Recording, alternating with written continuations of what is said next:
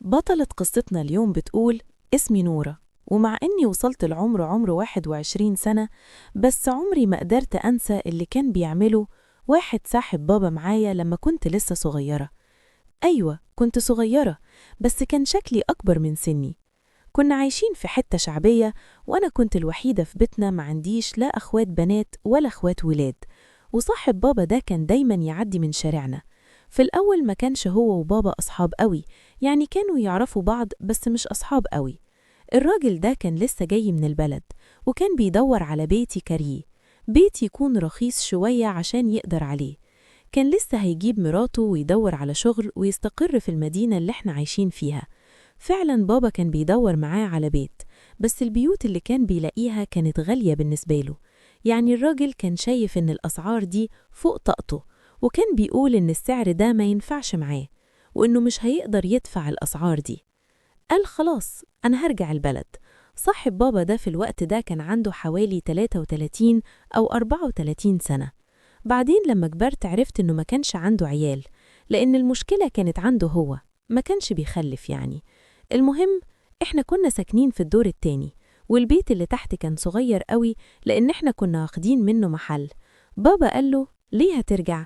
أنا هوريك البيت اللي عندي تحت. هو صغير، وأنا بستخدمه بس عشان أحط فيه الحاجات اللي مش عايزها.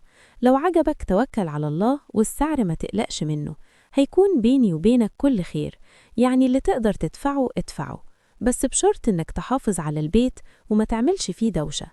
البيت كان صغير، بس كان ممكن يعيش فيه هو ومراته، خصوصا إنهم ما عندهمش عيال. قال له: شوفوا الأول يمكن يعجبك. الراجل قال: أنا موافق من غير ما أشوفه. أنا عايزه أنا ومراتي، بس إحنا 2 وأي بيت هيكفينا. أنا عايز أشتغل واستقر هنا.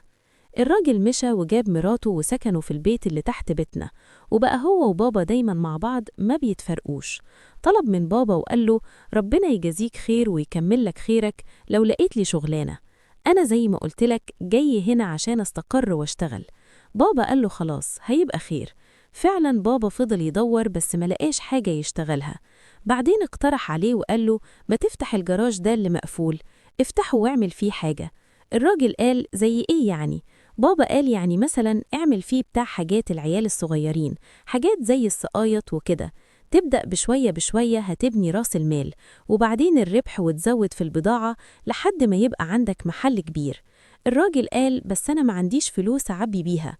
بابا قال له: بس أنا بقترح عليك، أنت قلت إن الشغلانة بتاعة البناء والحاجات دي ما تقدرش عليها، وأنت جاي المدينة عايز تسكن وتشتغل. مادام ما عندكش شهادات ولا دبلومات ولا حاجة، فدي هي الشغلانة المناسبة ليك. الراجل قال: فكرة حلوة قوي، بس أنا محتاج فلوس عشان أعبي المحل، بس أقدر أبدأ باللي معايا وتحلها ربنا، وبعدين أشوف أخويا لو يقدر يسلفني ورجع له الفلوس بعدين. بابا قال له: خلاص، اتفق معاه. وفعلا الراجل بدأ يبيع ويشتري، والحاجة مشيت معاه كويس. بابا كان لما يرجع من الشغل بالليل ينزل عنده في المحل، وكان بياخدني معاه. أنا كنت لسه صغيرة وكنت قريبة من بابا قوي، والراجل ده بما إنه بقى صاحب بابا كان بيبقى قريب مننا. لما يقرب المغرب كان بيقول: الله أكبر، أنا رايح أصلي. بابا كان بيقول لي: روحي اطلعي البيت، فكنت بطلع عند ماما. بس ساعات كان بيقول لي: إيه رأيك لو عايزة تقعدي هنا مع عمك تلعبي قدامه لحد ما أرجع من الجامع؟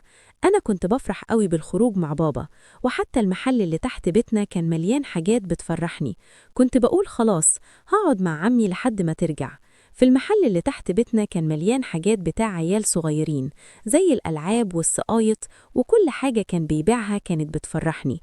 في نفس الوقت أنا كنت بعامل صاحب بابا ده زي عمي. كنت بقوله يا عمي لأني كنت صغيرة وما كانش في دماغي حاجة. الموضوع ده اتكرر كتير قوي.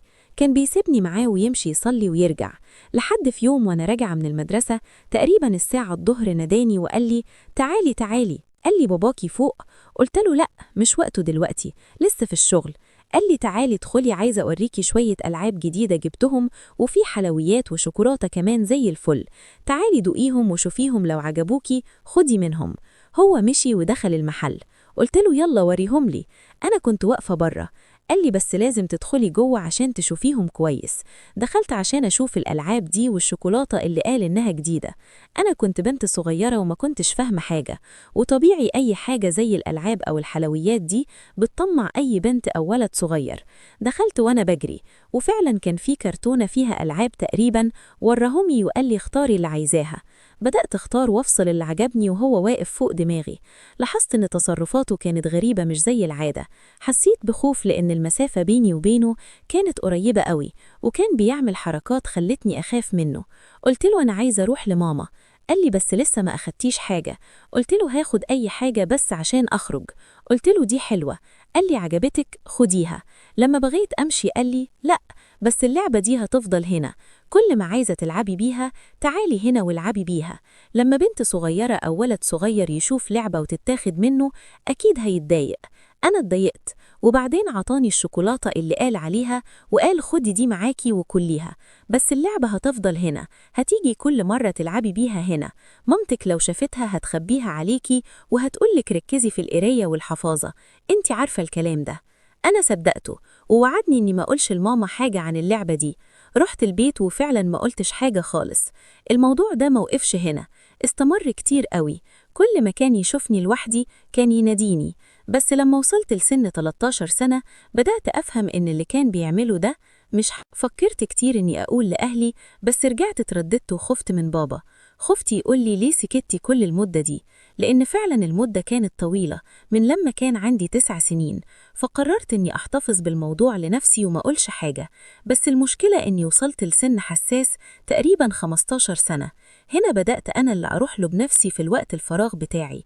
كنت أروح أقعد معاه في المحل، وكل ما كنت ألاقي فرصة مناسبة إني أفضل قاعدة معاه كنت أفضل قاعدة.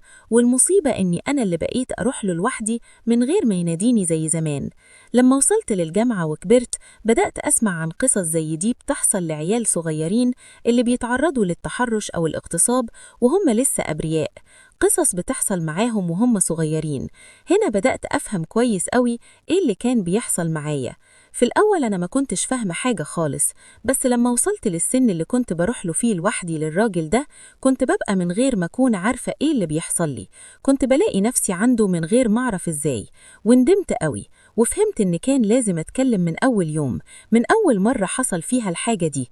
لما قال لي ما تقوليش لمامتك حاجة ما كانش لازم أصدقه واثق فيه، كان لازم أحكي لأبويا وأمي، بس أنا ما قلتهاش حاجة. لما وصل الوقت اللي كان لازم أعمل حاجة بدأت أفكر إزاي أحل المشكلة دي. الراجل ده لازم يمشي من عندنا.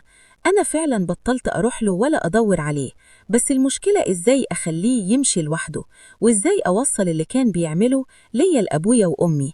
الراجل ده لازم ما يفضلش هنا، ولازم كمان يتعاقب على اللي كان بيعمله معايا. دي كانت قصتي أنا وإخواتي وبنات أخواتي. دي قصتنا النهاردة. ما تنسوش تسيبوا لصاحبة القصة نصائح عن إزاي ممكن تتعامل مع المشكلة دي. ما تنسونيش من لايكاتكم وكومنتاتكم المشجعة. شكرا ليكم من قلبي على حبكم وتشجيعكم الدائم. أسيبكم في أمان الله لحد القصة الجاية إن شاء الله. بالسلامة عليكم.